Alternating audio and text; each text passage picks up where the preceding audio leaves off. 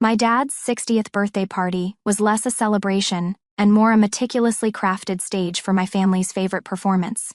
The smiles were professionally white, and my siblings were in their element. There was my sister, Chloe, a self-proclaimed lifestyle influencer busy live-streaming her curated reality to her followers. And of course my brother Mark, the family's resident fintech visionary, who was pitching the same app that had been pre-launch for 3 years. They moved through the crowd like twin suns, soaking up the light, while I was just a distant planet, silent and barely in frame.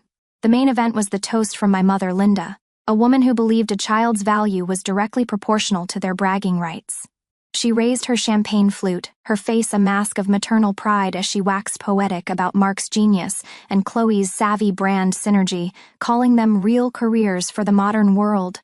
Then her gaze landed on me, and her smile softened into something I knew all too well: pity. "And we can't forget our Sarah," she announced, her voice just a little too loud.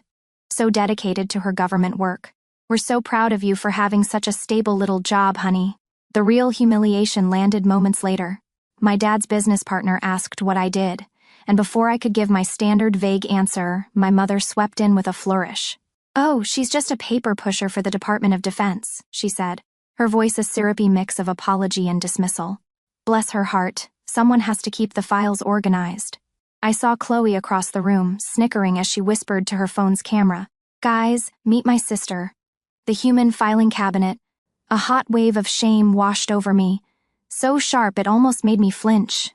But on the outside, I did what I always did. I held my glass, kept my spine straight, and gave a small, unreadable smile. They saw a quiet daughter, content in her small corner of the world, a ghost they had created themselves. And the worst part? I wasn't even surprised. It was just the loudest echo of a story they had been telling about me my whole life. To really understand the scene at that party, you have to understand the cast of characters. My brother Mark was the family's charismatic but reckless golden child, a man who had been disrupting the tech space since college without ever producing a single finished product. He wore his ambition like an expensive suit, and my parents were always happy to pay for the tailoring. Then there was my sister, Chloe, the family's princess, whose entire career was built on curating a perfect-looking life online, a life funded entirely by my father's credit card. They were a matched set, defined by loud promises and little follow-through. And the ones holding the stage lights? My parents. My mother, Linda, was a woman who mistook her children's financial dependence for love and my quiet independence for coldness. Her pride was a fragile thing, built on the foundation of her children's perceived successes. And my father, David, was the great enabler, a man who would rather write a check than have a difficult conversation. He just wanted peace, and in our family, peace was expensive. Their narrative was simple. Mark and Chloe were dreamers, investments in a dazzling future. I was reliable, the safe bet, the one they never had to worry about, and so they simply didn't. I remember the day they decided to co-sign the lease on a ludicrously expensive content house in the city for Chloe and her influencer friends. We had a family dinner where Chloe presented a slideshow full of buzzwords like synergy and engagement metrics. She talked about brand deals and a potential reality show. My parents were mesmerized. "You have to spend money to make money," my dad said with a proud clap on her shoulder. "She's building an empire." I watched them sign the paperwork, my mind tallying an internal ledger. The flight school I wanted to attend that was too expensive, the student loans I was paying off myself, the years of hearing money is tight, all of it vanishing in the face of Chloe's Instagram-filtered dreams. It was the same story with Mark. His first startup, a social media platform for dog owners, burned through $50,000 of their retirement savings before it collapsed. I was there when he pitched them his next idea, something about blockchain and coffee shops.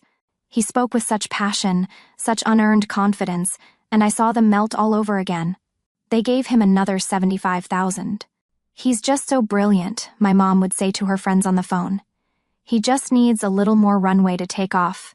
They weren't investing in a business. They were investing in the story of their son, the genius. They were funding the fiction. My own big moments were different. I'll never forget my graduation from the Naval Academy. The air was electric with pride. The parade ground a sea of crisp white uniforms. It was one of the proudest moments of my life, a culmination of years of relentless work and sacrifice. And for the first 45 minutes of the ceremony, the 2 seats beside me were empty. They were an hour late. They rushed in, flustered and full of apologies. Chloe was having a full-blown sponsorship crisis over a brunch photo that didn't get enough likes, and they had to manage the fallout. A social media snag was more of an emergency than their daughter's commission as an officer. Later, when my mother saw me in my dress uniform, she just sighed. "It's a shame," she said, picking at a piece of lint on my shoulder. "They make you hide your figure like that. The achievement, the rank, the years of work. None of it mattered. She just saw a daughter in an unflattering outfit." That's how the paper pusher lie began. It wasn't really a lie, not at first. After graduation, my career in naval intelligence was, by its very nature, classified. I couldn't discuss missions, deployments, or the real weight of my responsibilities. So when they asked, I gave them the bland, unclassified, and approved cover. "I'm an analyst for the Department of Defense." I thought it was enough. But they heard analyst and pictured a clerk. They heard Department of Defense and imagined a dreary fluorescent-lit office in a basement somewhere. Their imaginations, so vibrant for my siblings' potential, could only color me in shades of gray. It was easier to let them. It was easier than navigating the minefield of what I could and couldn't say, easier than fighting their preconceived notions, and frankly, safer for my security clearance. They filled in the blanks with their own condescending assumptions, because the alternative, that I, the quiet one, had a life more complex and significant than they could imagine, didn't fit their narrative. My quiet competence wasn't seen as strength. It was interpreted as a lack of ambition. It made their loud, flashy, and failing children seem like the real stars. It kept the family story simple. Lying in bed after that party, I realized they would never see me, because they'd already written my character in their play. So I decided to stop fighting for a rewrite. It was time to burn the whole script. After that party, something inside me shifted. The hurt, that familiar dull ache of being invisible, didn't curdle into rage. It crystallized into something cold, hard, and clear, a diamond of pure resolve. I realized I had spent years trying to get them to love a version of me that I wasn't. My goal was no longer to win their love, or even their respect. It was simply to seek justice for the person I actually was.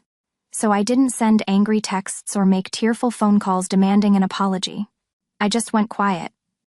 I stopped playing my part, and in my silence, I started setting a new stage.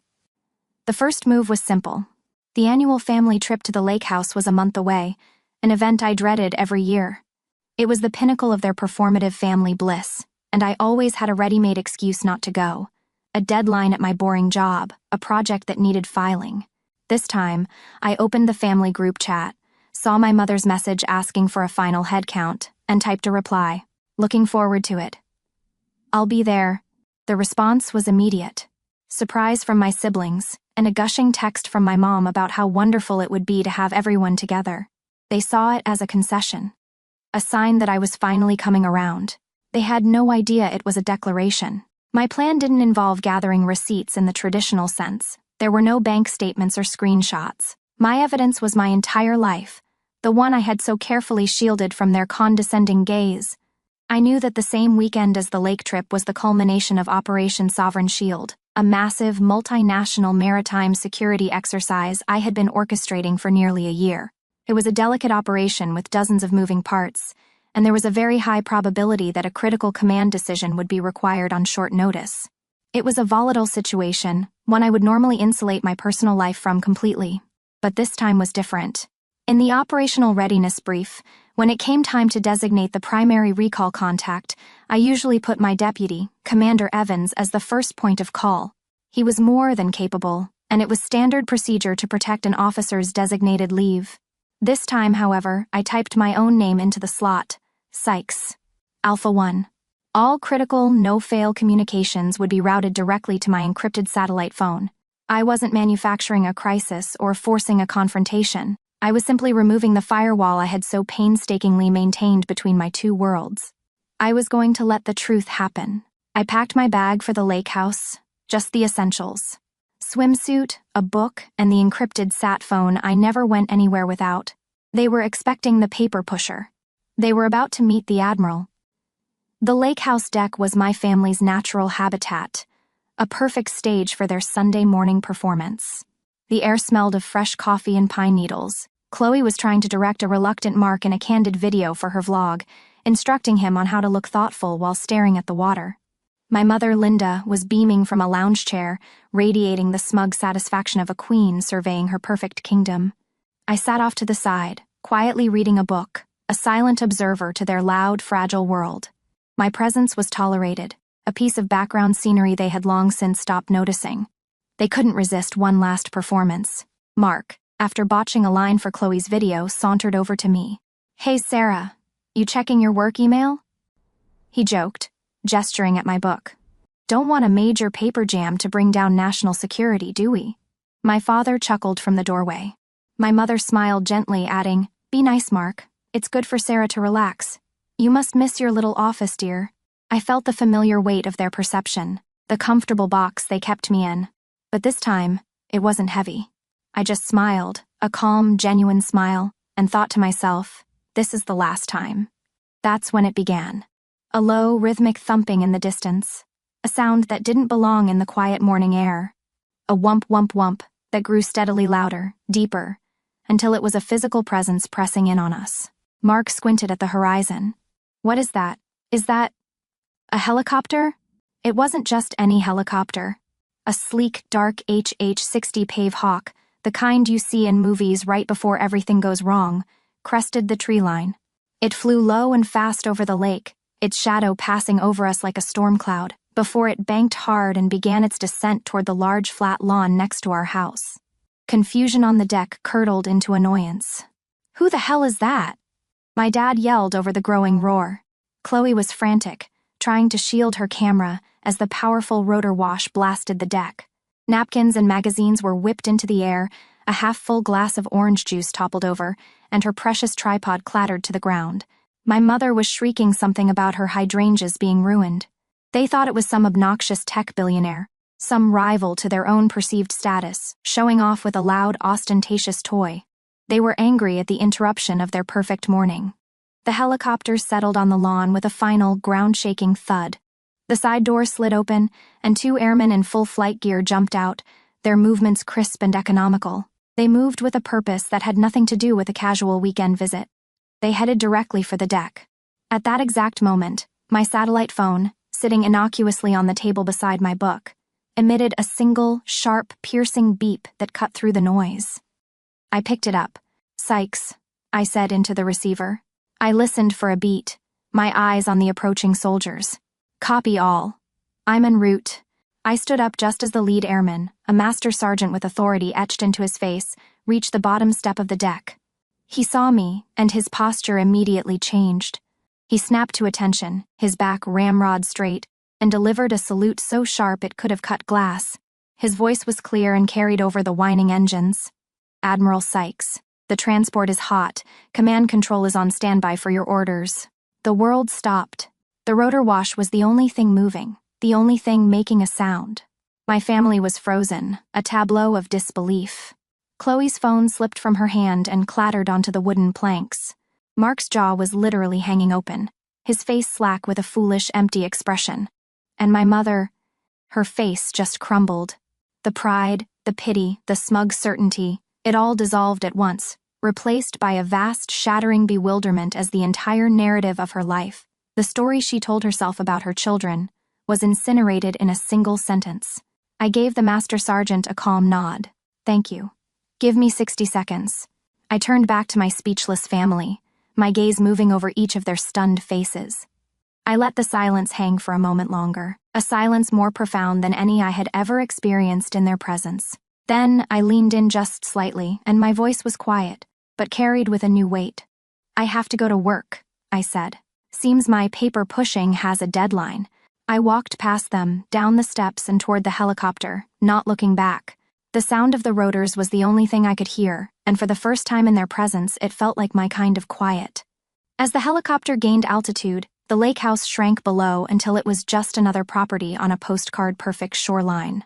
Inside the cabin of the Pavehawk, the chaos of my family was replaced by the calm, focused hum of professionalism. My team was patched in through my headset, their voices a stream of clear, concise data about a developing situation in the South China Sea. I was back in my world, a world of complex problems and serious consequences, and I felt a profound sense of rightness, of coming home. For the next several hours, there was no room for anything else, only the mission. When we finally landed back at Andrews Air Force Base, the sun was setting. I felt the familiar, bone-deep exhaustion of a crisis managed, a satisfaction that came from competence, not praise. It was only then that I pulled out my personal phone. The screen was a nightmare of notifications, dozens of missed calls from my mother, father, and Mark. A string of increasingly hysterical text messages filled the screen. There were accusations, demands, questions, threats, a digital tantrum of epic proportions. I didn't read most of them. I didn't need to. I knew the words by heart already. I stood there on the tarmac for a moment, the air cool on my face. Then, I opened a new group message to the four of them. My fingers moved steadily across the screen as I typed. My life is not a secret, it was just private. You were never interested in the truth, only in the story you wrote for me. The story is over. I wish you peace. I hit send without a moment's hesitation. Then, methodically, I opened each of their contacts. Mother, father, Mark, Chloe. And one by one, I pressed block. It wasn't an act of anger. It was an act of liberation, as quiet and final as closing a heavy door on a room you never intended to enter again. 1 year later, the air in the Annapolis chapel was thick with history and hope. I stood on the dais, the weight of my dress uniform familiar and comforting. Before me stood a young woman, Ensign Miller, her face glowing with a brilliant mixture of pride and terror. I had mentored her for the last 2 years, guiding her through the impossible pressures of the academy. As I pinned her new rank insignia onto her collar, my fingers steady, I saw my real legacy. It wasn't in a name or a bloodline. It was here, in the quiet transfer of knowledge, in the strength I could help foster in others, in the chain of service that would continue long after I was gone. My life found a new rhythm, one defined by my own values. My apartment, which I'd finally taken the time to decorate, was my sanctuary. The walls were lined with books and nautical charts from around the world. A well-worn leather armchair sat in the corner, a perfect spot for reading, with a view of the city skyline. The silence in my home wasn't empty. It was full. It was the silence of peace, the silence of not having to perform, of not bracing for the next casual dismissal. It was a quiet I had earned, a quiet that belonged wholly to me. I heard about my family occasionally, through a cousin I still kept in touch with. Apparently, after the initial shock, my mother attempted a truly breathtaking pivot. She started name-dropping my daughter, the Admiral, at her charity luncheons and book club meetings. It backfired spectacularly. My aunts and uncles, who had listened to her dismiss me for 20 years, began asking pointed questions. Really, Linda? You always said she was just a clerk. The public contradiction was a source of deep humiliation for her. Without me as the reliable, boring backdrop, the golden children's shine began to tarnish. Mark's startup denied another infusion of cash from a now cautious father, finally and completely collapsed. Chloe's brand of aspirational authenticity began to ring hollow. Her followers dwindled. It turned out their stories weren't very interesting without their favorite side character. I don't feel victorious or vengeful. I just feel light. For years, I thought the heaviest weight I carried was the burden of my command, the responsibilities on my shoulders. But I was wrong. The heaviest weight was their disappointment, their judgment, the constant draining effort of trying to exist in a space that was too small for me. Shedding that weight was the only way I could truly stand at my full height. It turns out the silence they assigned to me wasn't a weakness. It was a space where I could build a life they couldn't even begin to imagine. I learned that some people will only ever see you as the box they want to put you in. So I built a world so big it didn't need their box. If you've ever had to become your own hero, leave a comment below. I see you.